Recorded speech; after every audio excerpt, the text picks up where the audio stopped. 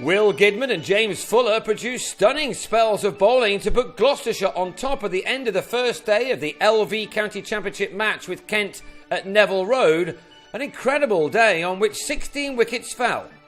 On a glorious day in Bristol, batting seemed the obvious thing to do if you won the toss, and that's just what Michael Klinger did, only to see his own side lose early wickets after he himself had struck a couple of early boundaries. Those had given Klinger confidence in what looked to be a good pitch to bat on. An expansive drive then saw Klinger drag a ball from Mitch Claydon back onto his stumps. The runs dried up for the next 8 overs, in which the home side moved from 13 for 1 to 23 for 2 after Will Tavares was leg before to Claydon when he missed a whip to leg. Worse followed for Gloucestershire when, on the same score, Chris Dent was caught by Darren Stevens off his own bowling, having again been brought into the attack very early on. Claydon was given a long spell from the pavilion end, and Hamish Marshall enjoyed his bowling more than the rest. The experienced Kiwi has made a solid, if unspectacular, start to his 9th season in Bristol. It was left to him and the equally experienced Alex Gidman to try to get their side out of a hole. They stuck it out for 10 overs together, in which they advanced the score along to 64. But Kent ensured that it was their morning by also removing Gidman for 20 before lunch, as he turned a delivery from Adam Ball into the hands of Sam Northeast at mid-wicket. Gloucestershire were able to welcome back wicket-keeper batsman Gareth Roderick into this team for his first match of the summer, and he came in now with a job to do. The South African-born player was very impressive in his debut season last year, and he looked in good form again here as he and Marshall started to put the early difficulties behind them. Doug Bollinger for once wasn't taking wickets, and Roderick was equally good against him and Kent's other left-armer, Ball. Marshall has held a couple of Gloucestershire innings together so far this season, and he would have welcomed the support from Roderick.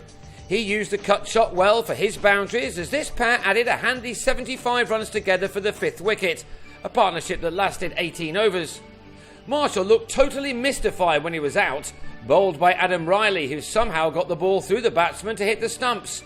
Marshall simply couldn't believe it, as he trudged off after making 44 out of a score of 139 for 5. Roderick scored 200s and 250s in his debut season, and he began this one with another very well compiled half-century. He'd needed only 59 balls for this one, which was reached with a 3 through the leg side off Stevens. It was an innings that Roderick's side really needed, and it was to turn out to be an invaluable one by the end of what was an extraordinary day in the sunshine. Will Gidman missed Gloucestershire's last match, a defeat at Surrey, a result that might have been very different had he been playing. He would have proved to be very handy with the ball there, but for now it was his batting that was required, and he began his innings very nicely as Gloucestershire just began to make the most at last of the batting conditions. But no player was able to go on and make a sizable contribution.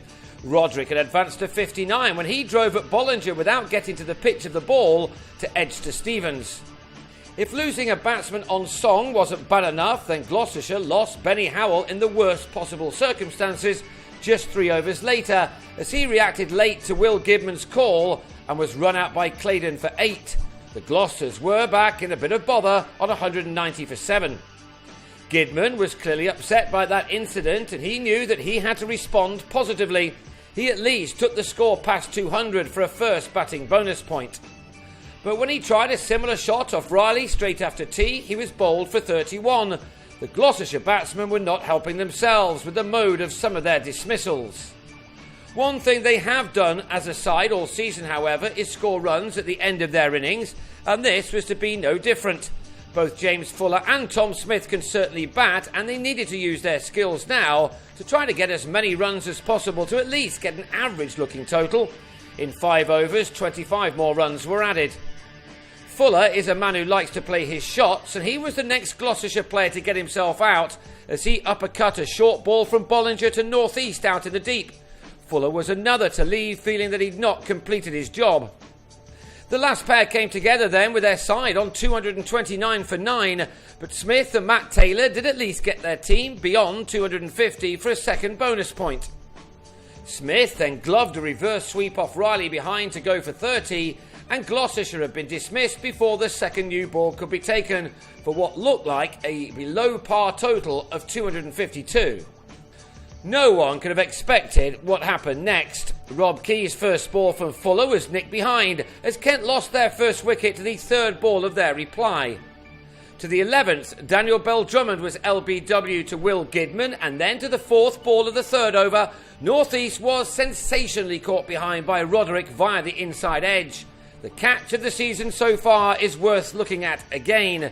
It was an exceptional bit of wicket-keeping for the 22-year-old. No wonder his teammates raced towards him. It really was wonderful stuff. Now filled with confidence, Will Gidman had Brendan Nash held at slip by his brother to leave Kent on 2 for 4 in the fourth over. North East the only man in the top 4 to get off the mark. It was incredible stuff, and it got even better for the home side when Fuller had Stevens LBW for 8 at 17 for 5. The way it was going, Kent were going to be bowled out for a very low score indeed. There was almost something going on every ball. Had Roderick also held on to this inside edge off the bat of Sam Billings, then perhaps we would have entered the twilight zone. Will Gidman came off after 4 overs with figures of 2 for 1, and his replacement Taylor struck in his second over as the mayhem continued, Roderick with another very good catch behind the stumps. Night watchman Riley came in with his side on 27 for 6, and he was nearly out as well. Kent mightily relieved that the umpire's finger was not raised for an LBW. It was an extraordinary mini-session which ended after 15 overs with Kent on 33 for 6 and still needing 70 more runs to avoid the follow-on. Fuller took 3 for 23 from his 7-over spell and will hope to finish things off early on the second day, a day which will begin with Kent trailing by 219 runs.